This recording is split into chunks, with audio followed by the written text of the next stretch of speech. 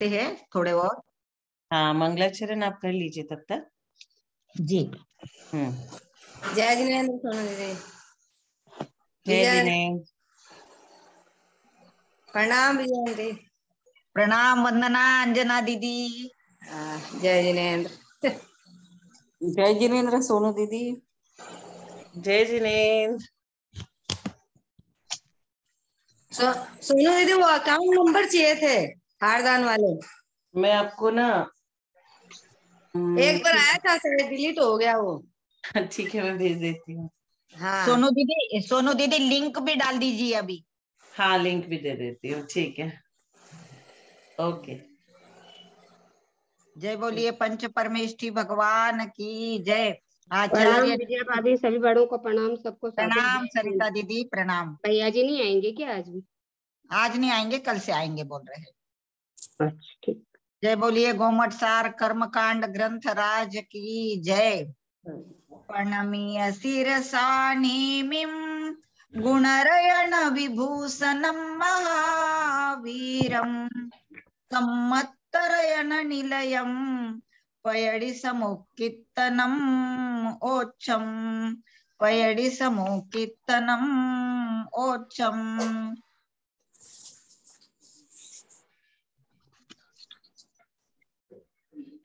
नमियो न नेमि चंदम असहाय परकमम। एक मिनट।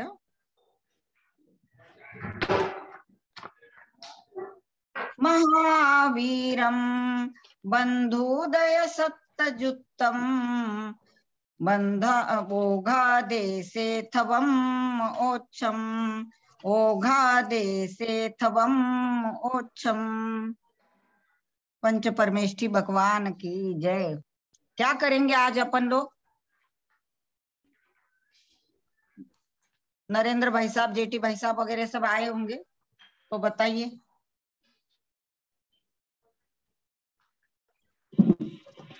गुणस्थान प्रवेशिका ही आगे बढ़ाइए ना। जी जी।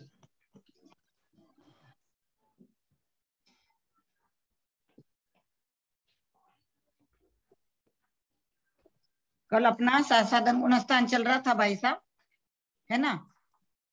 आज अब 17 नंबर का प्रश्न देखना है अपने को, पेज नंबर 25। पढ़िए, कोई भी पढ़िए।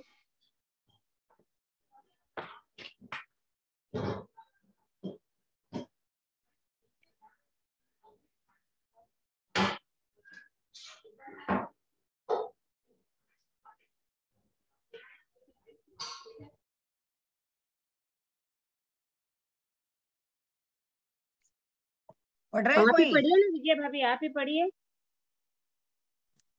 हाँ, पेज नंबर 25 और प्रश्न क्रमांक है 17, है ना। हीरा दीदी आप भी पढ़ना चाहे तो पढ़िए दीदी। ठीक ठीक, तो मैं पढ़ती हूँ जी।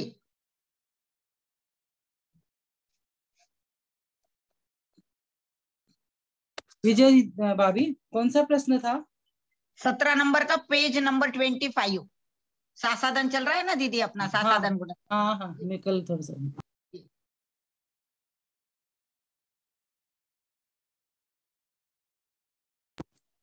सबको जय जिनेन्द्र।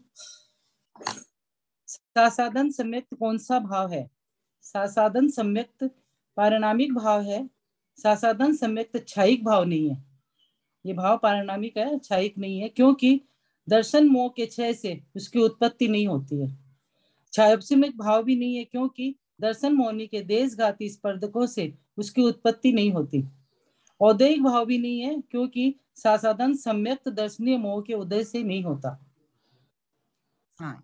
18 साधन गुण स्थान में कितने जीव? इसी को एक्सप्लेन करेंगे ना दीदी, इसी को एक्सप्लेन करो अच्छे से। साधन के लिए बताया है कि ये जो साधन सम्यक्त है ये पारिणामिक भाव है। अगर क्षय जो क्षयिक होते हैं उनके ये भाव नहीं होता साधन, क्योंकि क्षयिक साधन में अगर आप माने जो क्षयिक होंगे वो साधन तक नीचे नहीं आएंगे, चौथे गुण स्थान तक आके वापस वो यही तो होगा ना, क्योंकि दर्शनीय मोह के क्षय से इसकी उत्पत्ति नहीं होती। दर्शन मोह के क्षय से इसकी उत्पत्ति नहीं होती। क्षैप्समिक भाव भी नहीं, क्योंकि दर्शनीय मोह के देशघाती स्पर्धकों से इसकी उत्पत्ति नहीं होती। औदैहिक भाव भी नहीं है, क्योंकि सासाधन सम्यक्त दर्शनीय मोह के उदय से नहीं होता। क्योंकि सासाधन दर्शनीय मोह के उदय से नहीं होता, इसलिए औदैहिक भाव भी नहीं बताया है और पारिणामिक भाव ही बताया सिर्फ। न ये न तो क्षयिक से चाहे न क्षैप्समिक से इनके स्पर्धकों की उत्पत्ति नहीं होती, इसलिए ये सिर्फ पारिणामिक भाव ही बताया। आप इसका डिटेल में आप बताएंगे, मैं पूरा समझाने में मेरे को थोड़ी नहीं आती भाषा समझाने की, तो आप जेटी भाई साहब या आप समझाइए। हाँ, मैं थोड़ा सा बता रहा हूँ सभी को। जय जिनेन्द्र। सासाधन गुणस्थान जो है उसकी उत्पत्ति कैसी होती है, हमने देखा है कि अनंतानुबंधी की जो उदय आता है उसके वजह से सासाधन गुणस्थान की उत्पत्ति होती है या सासाधन गुणस्थान में हम पहुंचते हैं। तो यहाँ ये बता रहे हैं कि ये दर्शन मोह के सम्यक, ये क्षयिक भाव इसके लिए नहीं है कि इसमें दर्शन मोह की प्रकृतियां जो है उसका किसी का क्षय नहीं हो रहा है। ये क्षयिक शब्द भी नहीं है, क्योंकि दर्शन मोहनीय की देशघाती स्पर्धकों से उसकी उत्पत्ति नहीं होती है। क्षयिक भाव देशघाती स्पर्धकों की उत्पत्ति से होता है, तो यहाँ वो भी नहीं हो रहा है। और किसी प्रकृति का, कर्म प्रकृति का उदय भी नहीं हो रहा है, अर्थात दर्शन मोहनीय की प्रकृति का। तो इसके लिए ये गुणस्थान, ये जो गुणस्थान है औदायिक भाव भी नहीं है। न उदय के कारण हो रहा है, न क्षयोक्षम के कारण हो रहा है, न क्षय के कारण हो रहा है। इसके लिए ये भाव पारिणामिक भाव है जो अनंतानुबंधी के उदय से हो रहा है, चारित्र मोहनीय के उदय से हो रहा है, दर्शन मोहनीय के उदय से नहीं। तो इस प्रकार हम ये समझ रहे हैं कि सासाधन गुणस्थान जो है ये पारिणामिक भाव है। अगला जी जी बिल्कुल सही। हाँ, आगे बढ़िए हीरा दी। 18 नंबर, सासाधन गुण स्थान में कितने जीव समास होते हैं? सासाधन गुण स्थान में संगी पंचेंद्रिय पर्याप्तक, संगी पंचेंद्रिय अपर्याप्तक, ये 2 जीव समास ही होते हैं। माने जो जीव समास बताया कि सासाधन गुण स्थान में कितने पाए जा सकते हैं, तो उसमें संगी पंचेंद्रिय या तो पर्याप्तक पाएंगे या संगी पंचेंद्रिय अपर्याप्तक, ये 2 जीव समास पाए जाएंगे। क्योंकि जो सम्यक्त से च्युत होंगे तो वो इनमें पंचेंद्रिय या तो पर्याप्तक होंगे, इसी अपेक्षा से मैंने कहा गया ना, तो ये 2 जीव समास ही पाए जाएंगे इसमें। ठीक है जेठी भाई साहब? ठीक है। इसमें यही बताना है हमको कि सासाधन गुणस्थान जो है वो केवल सम्यक दृष्टि को ही हो सकता है। सम्यक दर्शन से च्युत होने के बाद ही सासाधन गुणस्थान हो सकता है। तो सम्यक दृष्टि कौन हो सकता है? केवल संगी पंचेंद्रिय हो सकता है। और सासाधन गुणस्थान के भी यदि हम गुणस्थान च्युत होते होते यदि किसी का मरण हो जाता है तो वो अपर्याप्तक अवस्था में भी सासाधन गुणस्थान हो सकता है। तो केवल जीव 2 समास है, जो एक संगी पंचेंद्रिय पर्याप्तक है और दूसरा संगी पंचेंद्रिय अपर्याप्तक है। बाकी किसी गुणस्थान में, बाकी किसी जीव समास में सासाधन गुणस्थान नहीं हो सकता। नहीं पाया जाए। 14 जीव समास गिना दीजिए हीरा दीदी, 14 जीव समास बता दीजिए। मेरे को तो ऐसे याद अभी तो नहीं है, संज्ञा पूरा याद नहीं है ऐसे कि एकदम बता दूं सीरियल वाइज। आप बता दीजिए विजय भाभी प्लीज। ये मार्गणाएं है जो आप बोल रहे हैं ना। हाँ, वो मार्गणाएं नहीं, अपन जीव समास बोल रहे हैं 14। बताइए कोई। एकेंद्रिय हाँ, ये तो आप बताइए ना, मैं नहीं बता पाऊंगी। हाँ, एकेंद्रिय में क्या लेंगे अपन? उसके बादर और सूक्ष्म, ये 2 हो गए है ना। फिर 2 इंद्रिय, 3 इंद्रिय, 4 इंद्रिय, ये 3 यानी 2 और ये 3 5 हो गए। और पंचेंद्रिय के क्या लेंगे अपन? संगी असंगी 7 हो गए। ये 7 के साथ पर्याप्तक और 7 के साथ अपर्याप्तक, ऐसे 14 जीव समास। ठीक है ना? हाँ ठीक है। हाँ, आगे बढ़िए दीदी। 19वां, सासाधन गुण स्थान में शेष 12 जीव समास क्यों नहीं होते? पेज कौन सा है? पेज कौन सा है? 25। अच्छा, उसका है ना मार्गना का। हाँ, गुणस्थान प्रवेशिका। अब 19 उसका चल रहा है क्वेश्चन। अच्छा, सासाधन गुण स्थान में शेष 12 जीव समास क्यों नहीं होते? सासाधन गुण स्थान में मात्र संगी पंचेंद्रीय जीव ही होते हैं। इन संगी पंचेंद्रीय जीवों की उत्पत्ति सासाधन सहित होती है। अतः इन जीवों की निवृत्त पर्याप्तक अवस्था में भी ये गुण स्थान होता है। इसलिए इस गुण स्थान में संगी पंचेंद्रीय संबंधी ही 2 जीव समास होते हैं। एकेंद्रीय से असंगी पंचेंद्रीय तक के जीव इस गुण स्थान में नहीं होते, अतः 12 जीव समाज सासाधन गुण स्थान में नहीं होते। तो इसका पहले क्वेश्चन में बताई थी जेठी भाई साहब कि क्यों खाली संगी पंचेंद्रिय होंगे, और अगर वो मरण हो गया तो अपर्याप्त अवस्था में भी उनका ये रहेगा गुण स्थान। तो ये आगे बढ़े। जी जी जी, निवृत्ति पर्याप्त के ध्यान रखना है, लब्ध पर्याप्तक नहीं, निवृत्ति पर्याप्तक। हाँ ये बहुत अच्छा। पढ़िए दीदी। सासाधन गुण स्थान में मरने वाला जीव कहाँ उत्पन्न होता है? सासाधन गुण स्थान को प्राप्त होने के दूसरे समय में यदि संगी पंचेंद्रिय जीव मरता है, कि सासाधन गुण स्थान उसको प्राप्त हो और दूसरे समय में उसका मरण हो गया तो नियम से देवगति में उत्पन्न होगा। जी, इस प्रकार आवली के असंख्यातवें भाग प्रमाण काल तक मरने वाला जीव देवगति में जन्म लेता है। इसके ऊपर आवली के असंख्यातवें भाग प्रमाण काल मनुष्य गति में उत्पन्न होने के योग्य होता है। इसी प्रकार आगे आगे आवली के असंख्यातवें भाग प्रमाण काल क्रमशः संगी पंचेंद्रिय त्रियंच, असंगी पंचेंद्रिय त्रियंच, चतुरिंद्रिय, त्रिइंद्रिय, द्विइंद्रिय, एकेंद्रिय में उत्पन्न होने योग्य होता है। सासाधन गुण स्थान में मरने वाला जीव नारकियों में उत्पन्न नहीं होता। सासाधन गुण स्थान लेके नरक में नहीं जाते हैं जीव, ये तो अपन कई बार सुने हैं ललिता भाभी से भी। तो सासाधन गुण स्थान वाला जीव नरक में नहीं होता है। अगर वो मरता है तो पहले तो देवगति में, पहले मनुष्य जो सासाधन गुण स्थान प्राप्त होने के बाद अगर दूसरे समय में संगी पंचेंद्रिय जीव मरता है दूसरे समय में, तब तो वो नियम से देवगति में होगा। लेकिन आवली के संख्यात भाग प्रमाण काल तक मरने वाला जीव देवगति में जन्म लेता है। तो इसमें अगर दूसरे समय मर गया तो वो देवगति में होगा, और आवली के संख्यात भाग प्रमाण काल रहने तक भी अगर मरता है तो वो देवगति में जन्म लेता है। इसके ऊपर आवली के संख्यात भाग प्रमाण काल मनुष्य गति में उत्पन्न होने के योग्य होता है। अगर उसके बाद अगर उसका मरण होता है तो फिर वो मनुष्य गति में होता है, और उसके पहले जैसे बताया देवगति में। इसी प्रकार आगे आगे आवली के संख्यात भाग प्रमाण काल तो संगी पंचेंद्रिय त्रियंच बनेगा, या संगी पंचेंद्रिय त्रियंच बनेगा, या 4 इंद्रिय, 3 इंद्रिय, 2 इंद्रिय और एकेंद्रिय में भी उत्पन्न हो सकता है। खाली नरक में नहीं जाता है सासाधन लेके। हाँ, महत्व की बात है कि नरक में नहीं जाता। बस आगे बढ़े। जी जी जी, बहुत अच्छा समझा है। इसमें एक ये ध्यान रखना है कि यदि सासाधन गुणस्थान प्राप्त होते ही संख्यात वे भाग प्रमाण, मतलब जितना जल्दी वो मरण पहले समय में मरण पाएगा तो देवगति में होगा, उसके बाद मरण पाएगा तो मनुष्य गति में होगा, उसके बाद मरण पाएगा तो क्रमशः, मतलब पहले पंचेंद्रिय त्रियंच होगा, संगी पंचेंद्रिय, उसके और बाद यदि मरण प्राप्त होता है, क्योंकि 6 अवली तक इसका गुणस्थान ये है समय सासाधन गुणस्थान का अधिक से अधिक।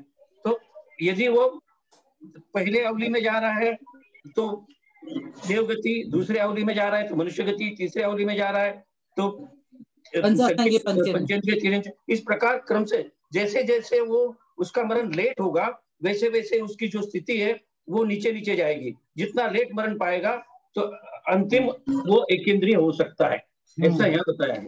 और यदि यह गुणस्थान में सिर्फ नारकी जीव नहीं बन सकता, तो ये क्रमशः, ये शब्द यहाँ महत्व का है कि जैसे जैसे देर बढ़ती जाएगी या जैसे जैसे सासाधन गुणस्थान का समय बढ़ते जाएगा और उसके बाद यदि उसका मरण होता है तो वो धीरे धीरे अपने क्रम उसका नीचे नीचे चला जाए। 21वां, सासाधन गुण स्थान में अनारक अवस्था कहाँ होती है? सासाधन गुण स्थान सहित जीव नरक गति के अतिरिक्त शेष 3 गति में उत्पन्न हो सकता है। उस समय 3 गति की अपेक्षा विग्रह गति के सासाधन गुण स्थान सहित अनारक अवस्था होती है, कि वो नरक तो जाएगा नहीं, बाकी गति जब जाएगा तो विग्रह गति में सासाधन गुण स्थान सहित होने से अनारक अवस्था होती है। ठीक है, आगे बढ़े। जी जी, अनारक रहेगा ना? हाँ, अनारक रहेगा। हाँ। तो क्या एक समय में जो ये देवगति में जा रहा है जीव तब भी ये अनारक रहेगा? एक समय में जो जा रहा है देवगति में जीव तो तभी वो अनारक रहेगा विग्रह गति में? अनारक ही बताए इसमें, नहीं ना, कहीं भी खाली नरक के अलावा नहीं। उस समय 3 गति क्या रहेगा, आरक ही रहेगा पहले समय में। हाँ। क्योंकि पहले समय में तो आरक होता है ना, इसलिए मैं पूछ रही हूँ। जब वो पहले समय में वो देवगति में जाएगा एक समय में, तो क्या वो अनारक हो जाएगा? आरक जाता है एक समय में। तो ऐसा पहली गति से जाएगा तो दीदी, रुजु गति से जाएगा तो एक जना बोलो। हाँ, क्या बोलिए आप, बोलिए। मतलब पहली है जो ऋजु गति होती है एक समय के लिए, उसके बाद में मोड़े लेता है वो। तो पहली जो ऋजु गति के अंदर है वो अनारक नहीं होगा, उस समय आरक रहेगा। मैं भी तो यही पूछना चाह रही हूँ। उन्होंने कहा ना देवगति में एक समय में जाएगा, तो वो अनारक ही जाएगा ना, अनारक थोड़ी ना जाएगा। एक समय में ऋजु गति होती है, इसलिए हाँ। ऋजु गति जब होगी तब वो अनारक नहीं रहेगा, तब आरक हो जाएगा। आरक ही रहेगा। बीना दीदी, ऐसा नहीं बताया कि वो एक ही समय में चला जाएगा। मरण अच्छा। कर रहा है वो दूसरे समय में, सासादन गुणस्थान के प्राप्त होने के दूसरे समय में वो मरण कर रहा है, करता है तो देवगति में जाएगा। लेकिन ये नहीं बताया कि वो रुजु गति से जाएगा या कौन सी गति से जाएगा, ये नहीं बताया। अच्छा, ठीक है ना, ठीक है ना। मेरा बताइए निमिचंद जी भाई साहब, मैं ठीक बोल रही हूँ ना?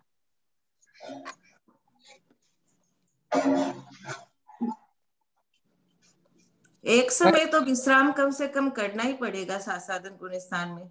मरेगा तो दूसरे समय में ही मरेगा। हाँ, क्योंकि कम से कम एक समय है। तो वहां पे रहना ही पड़ेगा उसको। मरने के बाद में एक समय लगता है ना जाने में, इससे मतलब है। वहां विश्राम करने से कोई मतलब नहीं है। मरने के बाद में उसने कितना समय लिया, एक समय में यदि वो गया तो ऋजु गति होगी। यदि उसने 2 समय लिए मोड़ा लेके, तो वो उसकी विग्रह गति में अनारक होएगा। और यदि वो एक गति में गया मरने के बाद में एक समय में, तो वो अनारक नहीं होता। मेरा पूछने का मतलब ये है। बराबर है।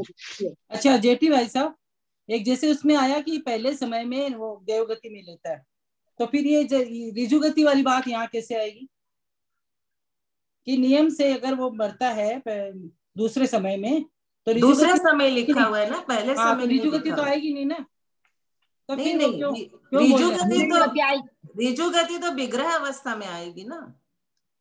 मरेगा तो नहीं, आप गलत कह रही हैं।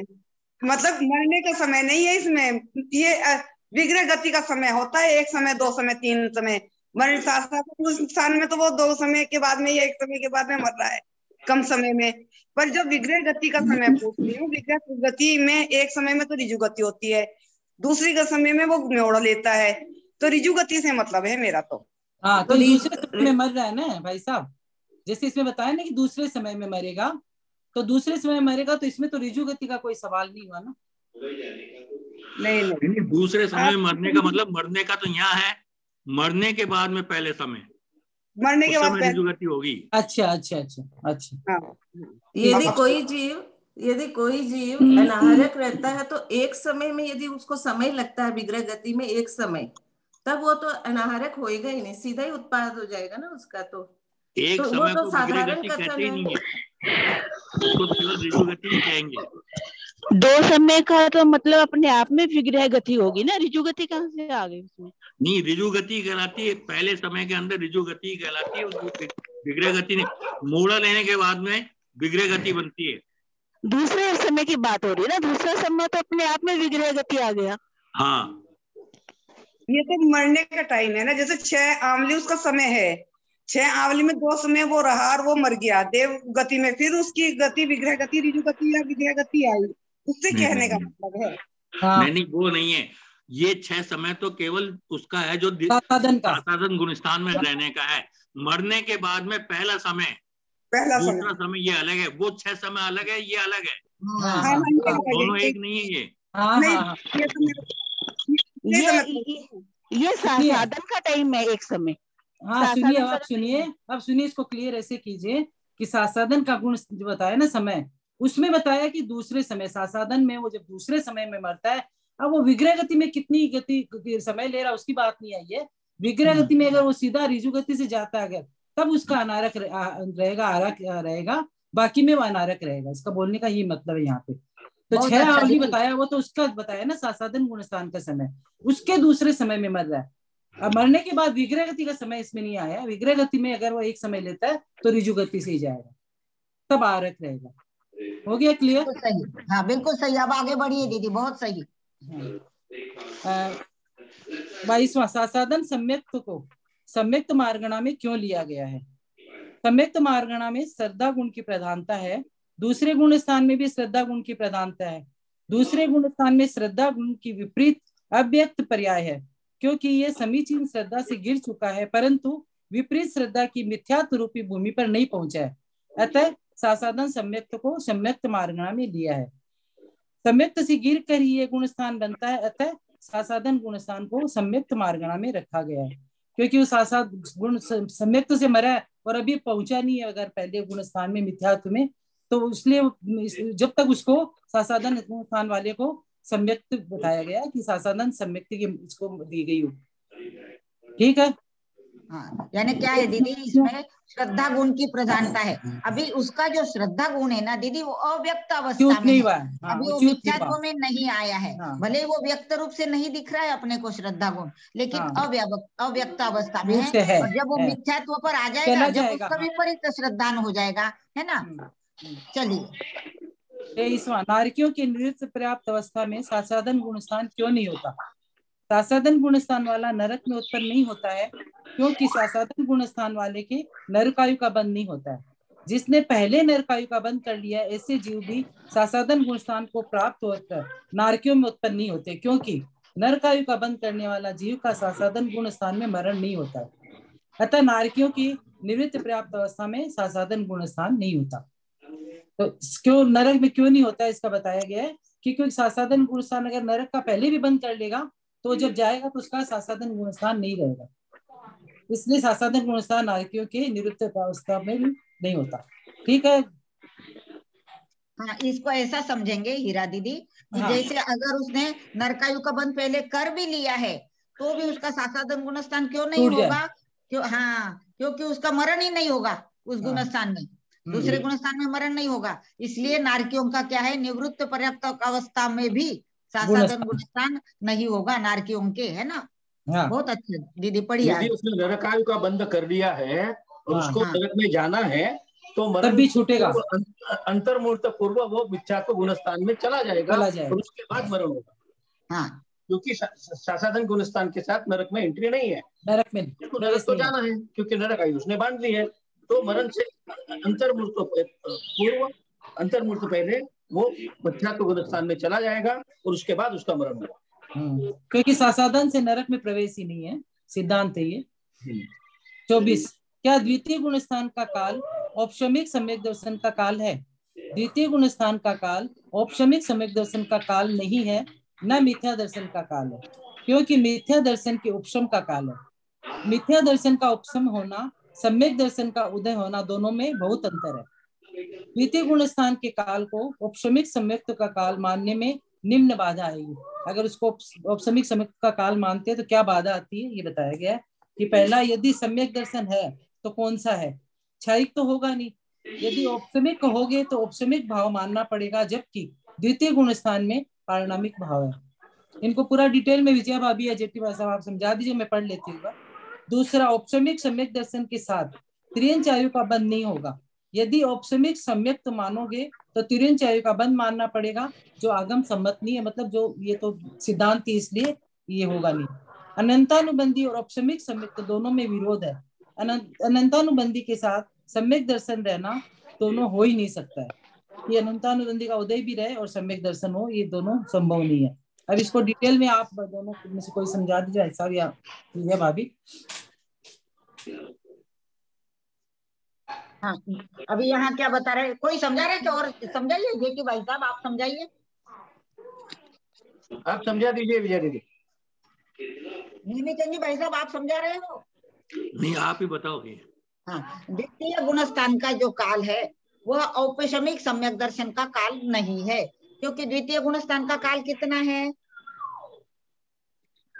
औपशमिक सम्यक दर्शन का काल तो अंतर्मुहूर्त है, लेकिन इतना बड़ा काल द्वितीय गुणस्थान का नहीं है। और न यह मिथ्या दर्शन का काल है, बल्कि मिथ्या दर्शन के उपशम का काल है।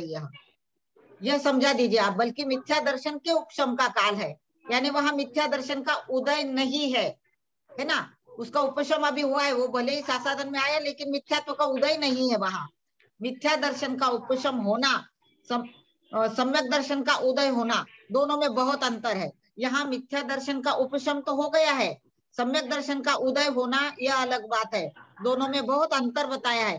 तो द्वितीय गुणस्थान के काल को हम कैसे मानेंगे कि औपशमिक सम्यक्त्व का यह काल है? क्योंकि अपने को ध्यान में ये रखना है कि द्वितीय गुणस्थान का जो काल है वह तो एक समय से 6 यानी बहुत कम समय, उसका मिथ्यात्व को भूमि को स्पर्श करने तक का बहुत कम समय है। लेकिन औपशमिक सम्यक्त्व का जो काल है वह तो अंतर्मुहूर्त काल है ना, इसलिए इसमें क्या क्या बाधाएं आएगी अगर ऐसा समझ लेते हैं। यह सम्यक दर्शन है तो फिर यदि अगर उसको सम्यक दर्शन है तो यह कौन सा सम्यक दर्शन है? अगर यहाँ अपन बोलेंगे कि गुणस्थान का जो है औपशमिक सम्यक्त्व का काल मान लिया, तो फिर वहां सम्यक दर्शन अगर है तो फिर कौन सा है? क्षायिक तो नहीं है। और औपशमिक कहेंगे तो औपशमिक वहां भाव मानना पड़ेगा, लेकिन वहां औपशमिक भाव नहीं बनता, क्योंकि दूसरे गुणस्थान में अपन ने देखा कि पारिणामिक भाव हो रहा है। वहां पहले जो 4 गुणस्थान है ना भाई साहब, वो दर्शन मोहनीय की अपेक्षा से होते हैं। वहां तो न दर्शन मोहनी का क्षय है, उपशम है, या न क्षय उपशम है, इसलिए वहां पारिणामिक भाव माने थे अपन ने सासाधन गुणस्थान में। और अगर अपन वहां औपशमिक मान लेते तो वहां औपशमिक भाव मानना पड़ेगा, और वो नहीं है, इसलिए ये एक पॉइंट बराबर बनता है अपने से, है ना। दूसरा समझा रहे आप, या इसमें कोई गलती हो तो सुधार दीजिए। नेमीचंद जी भाई साहब, जेठी भाई साहब, जो भी, मंजू दीदी।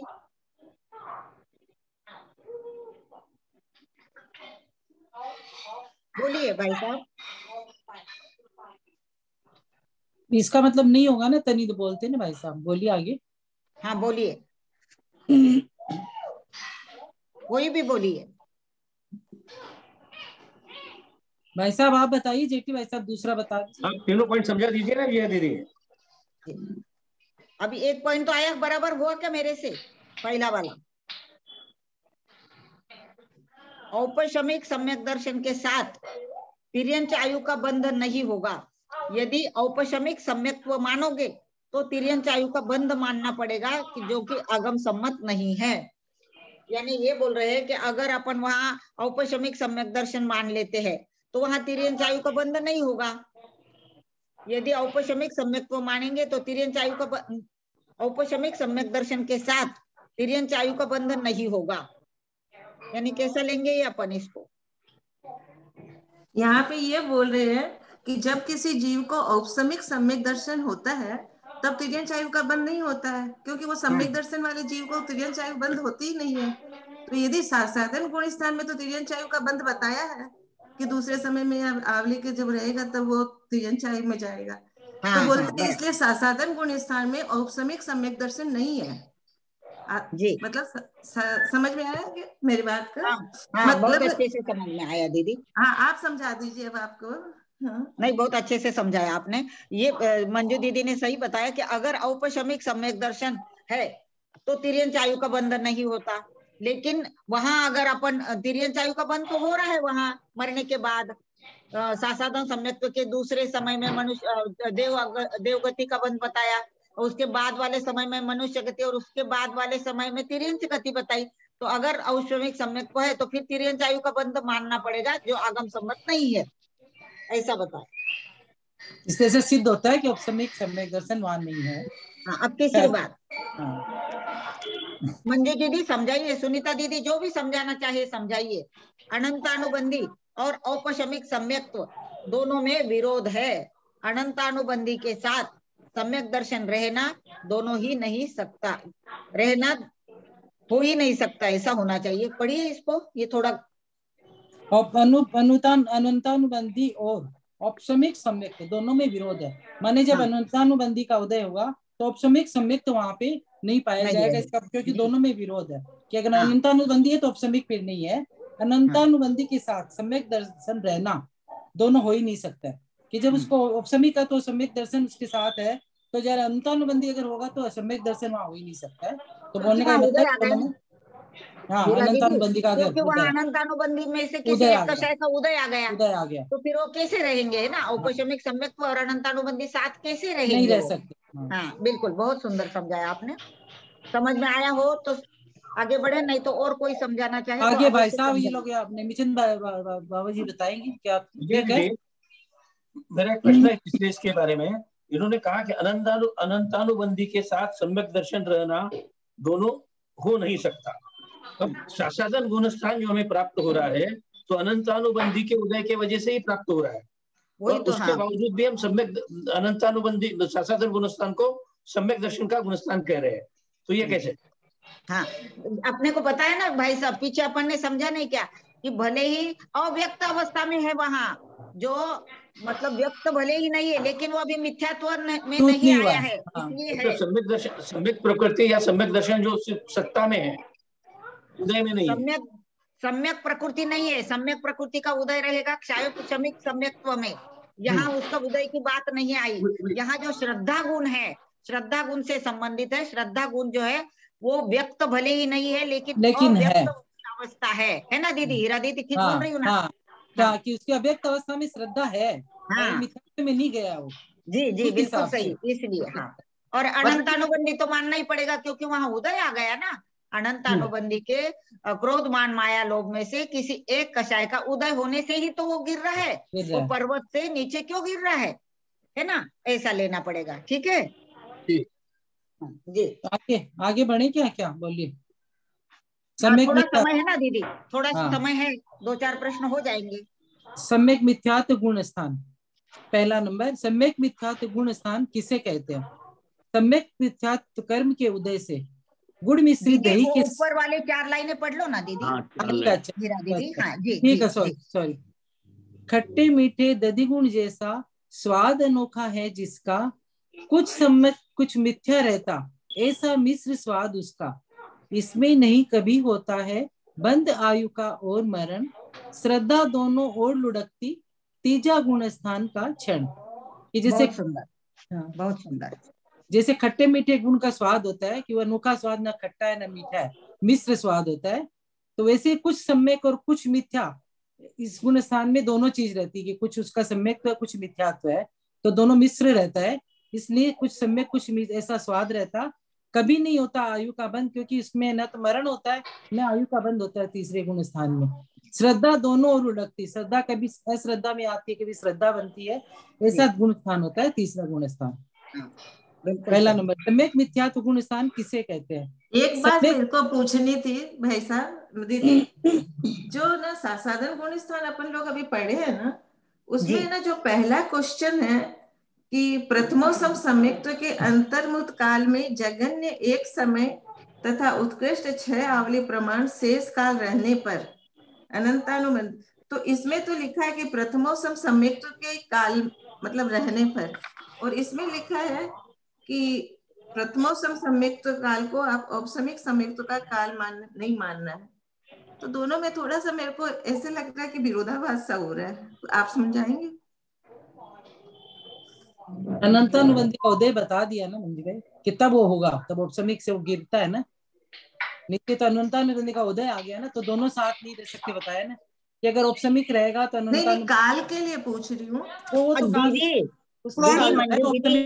हाँ बोलिए, वीणा दीदी आप बोल रहे, बोलिए। नहीं कौन सा पूछनी है दीदी, ये मंजू कौन सा पूछनी है?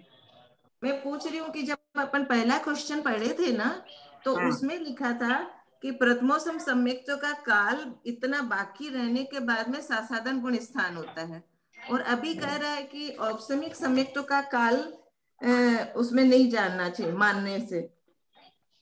फिर है ना ये तो कि औपसमिक का बताया कि औपसमिक गुण स्थान 6 आवली का बताया कि वो जो स्थान रहता है तब तक आ सकती है, अनंतानुबंधी का उदय आ सकता है। उदय आने के बाद तो जब आ गया तो औपसमिक रहा ही नहीं ना, फिर तो वो नीचे आने के बाद उसका वो औपसमिक नहीं रहा ना, फिर वो तो 6 आवली रह सकता, औपसमिक का काल बताया, लेकिन उसमें अनंतानुबंधी का उदय आ गया, तो वो काल तो फिर इसमें नहीं मतलब निकलता है ना, तो उस समय उसका काल बताया खाली औपसमिक का, और इसमें बताया सासाधन का कि वो सासाधन में आ गया तो 6 आवली तक ज्यादा से ज्यादा जैसे बताया ना रह सकता है, तो पहले समय के बाद मरेगा तो इसमें जाएगा, ये जो डिटेल आया तो वो तो सब इसका काल बताया, उस औपसमिक का काल बताया। विजय भाभी क्लियर किया, जेटी भाई साहब क्लियर कीजिए क्या है?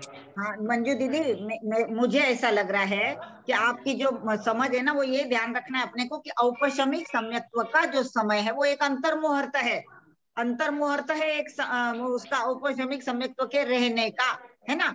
लेकिन सासाधन का उतना काल नहीं है, सासाधन में से तुरंत गिरना है नीचे, गिर ही रहा है वो नीचे, तो अंतर्मुहूर्त, इसलिए उनको अपन नहीं मान सकते औपसमिक सम्यक्त्व। नहीं वो काल बताया। हाँ, इनका कंफ्यूजन यही चल रहा है कि वो उस काल को गिन रहे हैं, वो काल तो ऑप्शमिक का बताया ना कि ऑप्शमिक में अगर उतना रहे शेष अंतर्मुहूर्त के बाद प्रथमोपशम में दीदी प्रथमोपशम का बोल रहे हैं, वो प्रथमोपशम सम्यक्त्व का जो काल है उसके जगन्य से एक समय और उत्कृष्ट से 6 अवली काल प्रमाण शेष रहने पर वो प्रथमोपशम सम्यक्त्व का काल बता रहे हैं। और यहाँ औपशमिक सम्यक्त्व बोल रहे हैं, तो औपशमिक सम्यक्त्व का काल अंतर्मुहूर्त है, ऐसा बोल रहे हैं। और भी किसी से अपन अच्छे से समझ लेंगे या और कोई समझाना चाहे तो जरूर समझाइए। इसके बारे में कल इसके बारे में काफी चर्चा हुई थी। हमने 48 मिनट का ये समय अंतर्मुहूर्त समझ के उसकी चर्चा की थी कि भाई 42 मिनट तक वो प्रथमोपशम में रहा या औपशमिक में रहा, और उसके बाद उसका सम्यक तो छूटकर अनंतानुबंधी का उदय होकर आखिरी 6 मिनट जो है वो सासादन में रहा। मतलब औपशमिक और प्रथम सम्यक से औपशमिक और सासादन दोनों मिलके 48 मिनट का समय है।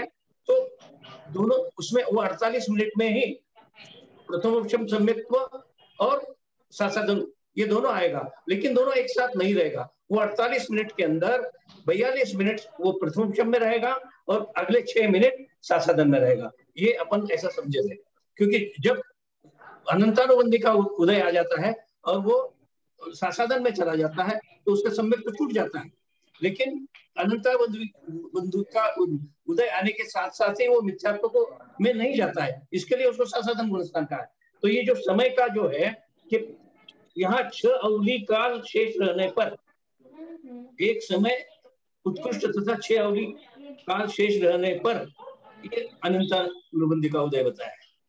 तो ये अनंतानुबंधी का उदय और औपशमिक काल जो है ये दोनों का समय एक समान ही है, लेकिन उसमें से कुछ समय में सासादन आ रहा है। टोटल मिला के हम 48 पकड़े थे, 42 तक औपशमिक और 6 तक सासादन, इस तरह से उसको समझ लिया। कल समझाया थे नरेंद्र भाई साहब ने, लेकिन है ना नरेंद्र भाई साहब ये बात आपके समझ में आ गई, लेकिन फिर यहाँ पे लिखा हुआ है कि द्वितीय गुण स्थान का काल औपशमिक सम्यक दर्शन का काल नहीं है। नहीं, आपने तो बोला ना वो 6 मिनट जो बचा वो प्रथमोपशम का उसका ही काल था ना, 6 मिनट जो बचा। दोनों एक साथ नहीं रहते, इसके लिए कहा है कि औपशमिक सम्यक्त्व का काल या द्वितीय उपशम का काल सासादन का काल नहीं है, क्योंकि दोनों एक साथ नहीं है।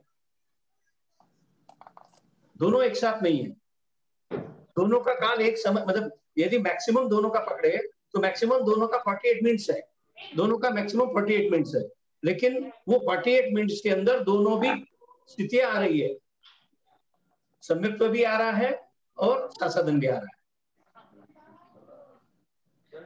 मंजू दीदी, हाँ इसको है ना अंडरलाइन कर लीजिए, अपन ललिता दीदी से और क्लियर कर लेंगे। हाँ, वैसे भैया जी ने बताया, मतलब मेरे को जहाँ उनके हिसाब से मतलब जो ये काल तो है, लेकिन दोनों इसी काल में है ना, औपशमिक सम्यक दर्शन भी और सासादन दोनों ही है, काल तो यही है। ये कल नरेंद्र भाई साहब ने समझाया था। ये बात नहीं है। उसका औपशमिक का पूरा है जो अंतर्मुहूर्त है, अंतर्मुहूर्त खत्म होने के बाद में आएगा जब उसका सासादन का बनेगा 6 आवली। इन दोनों समयों को एक मत करो, ये दोनों समय अलग अलग है, 6 आवली अलग है, अंतर्मुहूर्त अलग है। हाँ, ये सब अपने को समझना ही पड़ेगा। हाँ, दीदी से पूछ लेंगे एक बार। ये दीदी से पूछना पड़ेगा दीदी, है ना। बहुत अच्छी बात है, इसको अंडरलाइन कर लीजिए, जब भी चर्चा होगी बिल्कुल पूछिएगा अपन। दीदी एक प्रश्न ले लेते हैं, ये गुणस्थान की विशेषताएं पढ़ लेते हैं। हाँ ठीक है, ठीक है। सम्यक मिथ्यात्व कर्म के उद्देश्य ये वाला ना, पहला बोल रहे हैं ना विजय भाभी? हाँ, पहला पढ़ लेते हैं ना दीदी।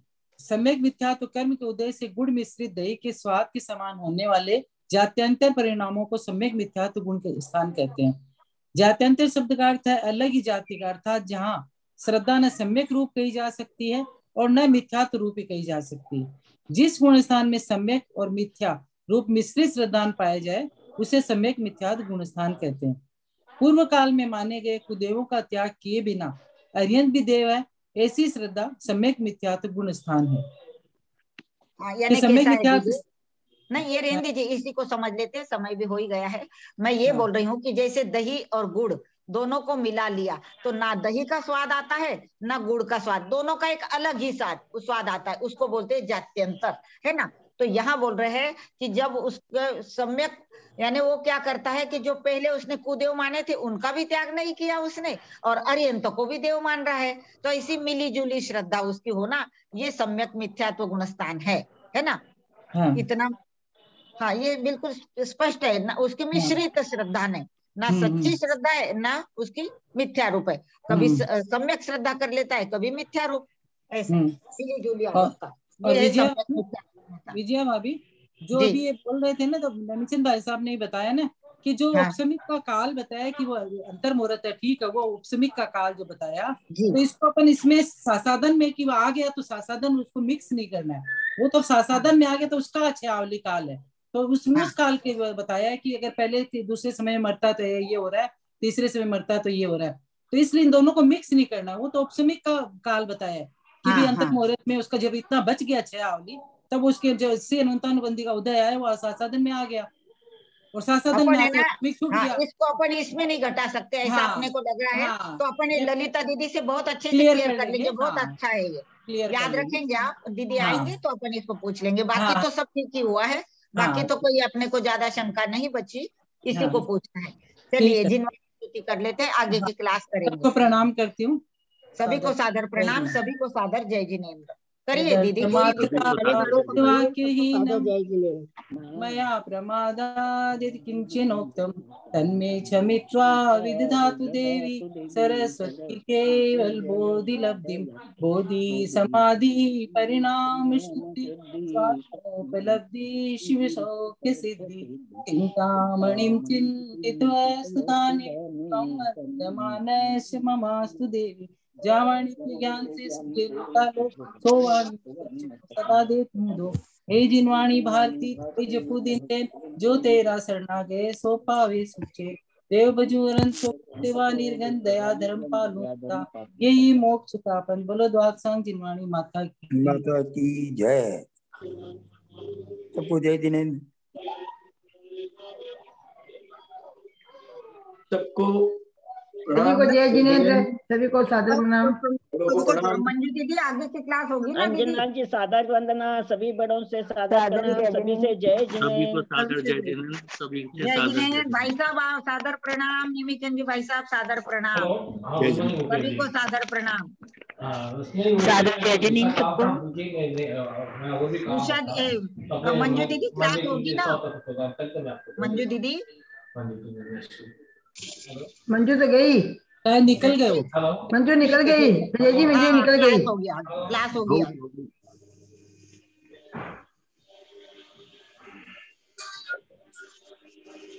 लाइन डिस्कनेक्ट हो गया।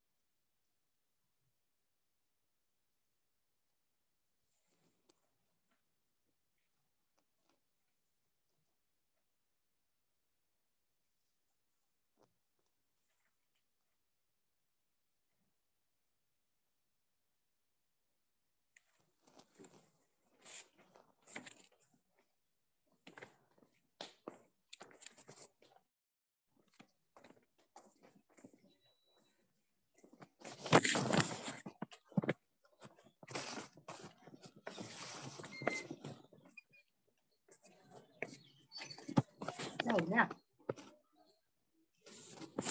है बताता हूँ बस। वाह तसल्ली नहीं लगता आपने एक बात की। ना क्या ही सर्दी गर्मी बहुत तेज है। हाँ। आज उनको बुद्धि दिन हुए नरेंद्र जी के पोता जो हुआ है उसका 29 दिन हुए हैं। कितने दिन हुए? 29 दिन। हाँ कल 30 दिन है। हाँ तो कब ले जाए मंदिर? अभी जैसे 10 दिन बाद लेते जाओ तो होली का डांडा लग जाएगा। अपने तो क्या छोड़ता होली का डांडा? अपने तो कोई नहीं फर्क पड़ता है, अपने कोई फर्क नहीं पड़ता है। 40 दिन होगा उनको 22 तारीख को। तो 22 तारीख को ज्ञान है सुभाषनाथ भगवान का, 23 तारीख को है चंद्रपुर भगवान का, सुभाषनाथ भगवान का मुक्त लाने। तो 22 को ले जाए या 23 को ले जाए। अच्छा बुधवार को कोई दिक्कत थोड़ी है? बुधवार को मंगलवार है क्या? गुरुवार है क्या?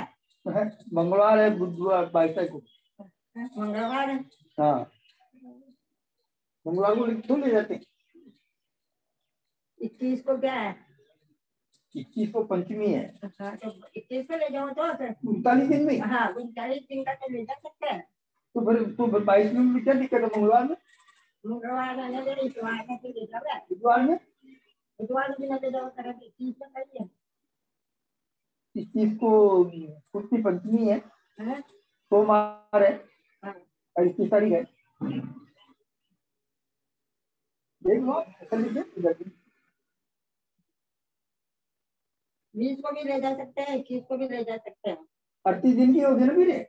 38 दिन का होगा। 21 को सोमवार को ले जाओ। वो है ना जन्म तक दोनों ही है जो वो सोमवार है। 14 तारीख का है तो 14 का तो कोई फर्क नहीं पड़ता है उसमें। 21 को ले जाओ, सोमवार है, 39 दिन का तो ले जा सकते हैं। एक दिन कम तो ले जाते हैं। अच्छा हाँ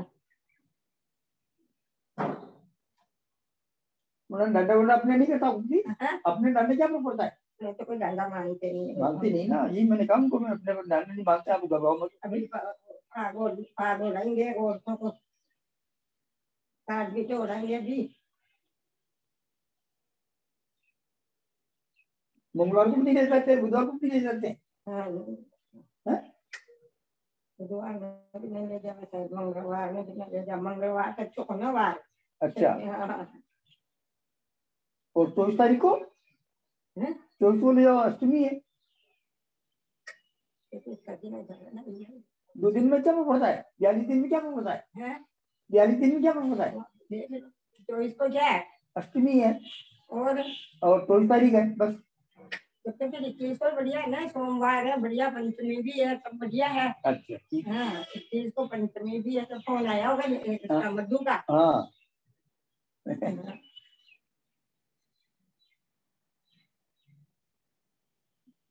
तो पहना जो पाग भी तो पहनाते हैं कभी, डांडिया का कोई मतलब नहीं। और 20 तारीख को मोक्ष पद्मपुर भगवान का। हाँ 20 को है।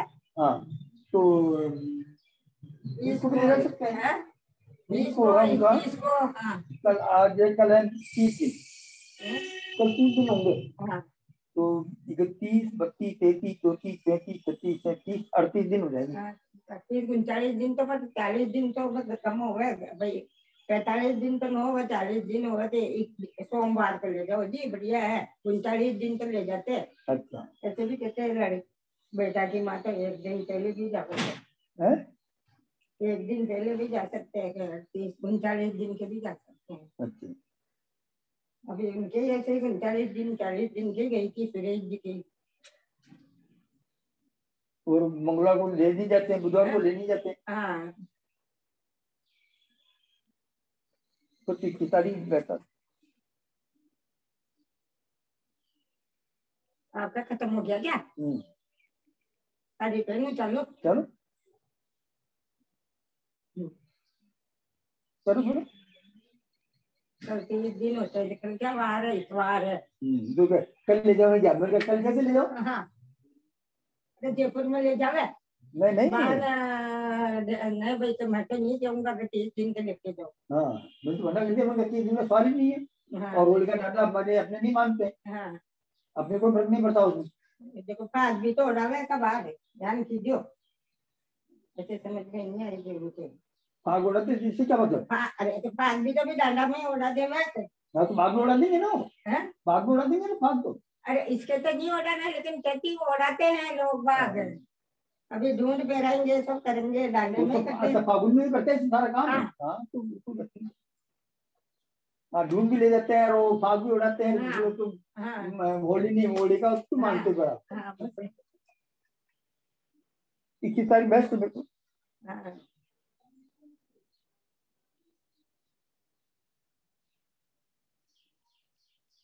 39 दिन का ले जाते हैं। जी की बोलती हो लोग आना देगा। वाई कहो लो दी कोई नहीं पूछो कर।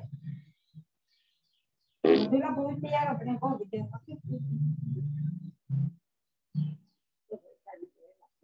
मधु ने पूछा है, मधु ने पूछा है, मधुला ने पूछा क्या? मधु ने पूछा। हाँ मतलब मधुला भी पूछती है अपने को, कोई कार्यक्रम होते हैं।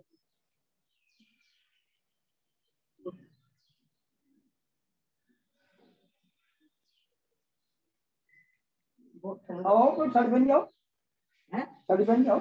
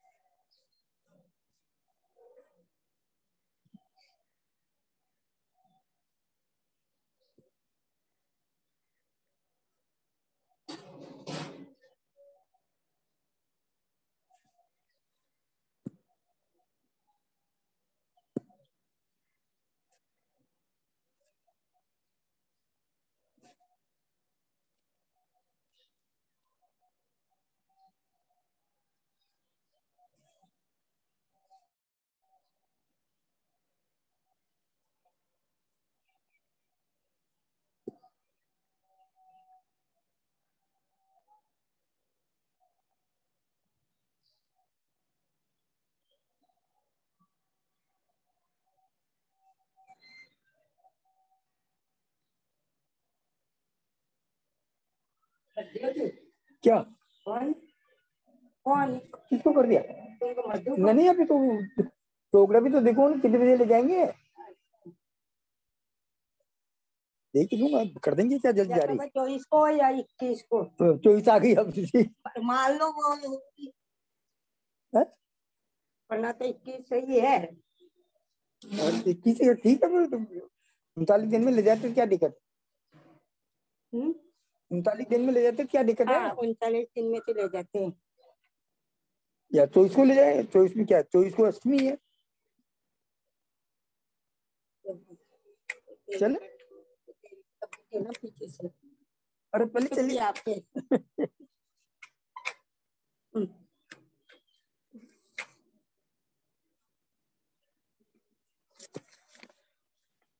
इसमें भी तो लिखा होगा पर्सनल, ये वो उस वाले ने लिखा होगा।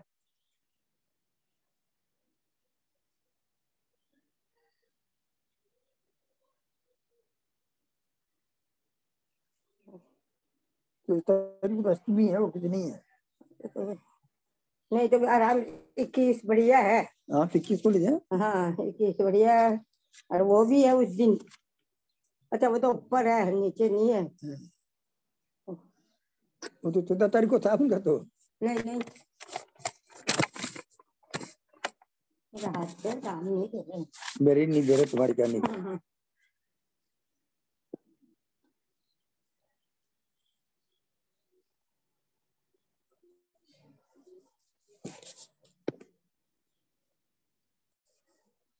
चौबीस में ठीक है, गुरुवार है, बढ़िया है।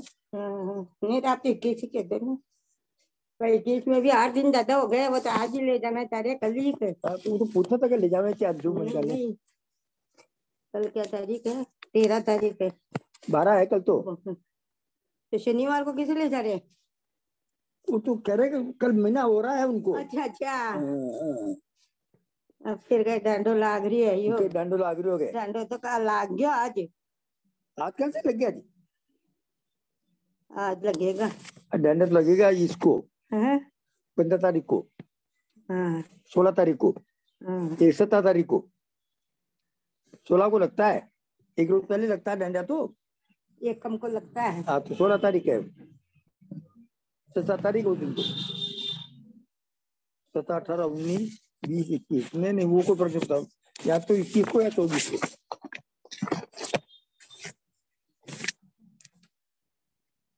वो देख लो चौकड़िया वो बढ़िया। तो पहले मंदिर जाया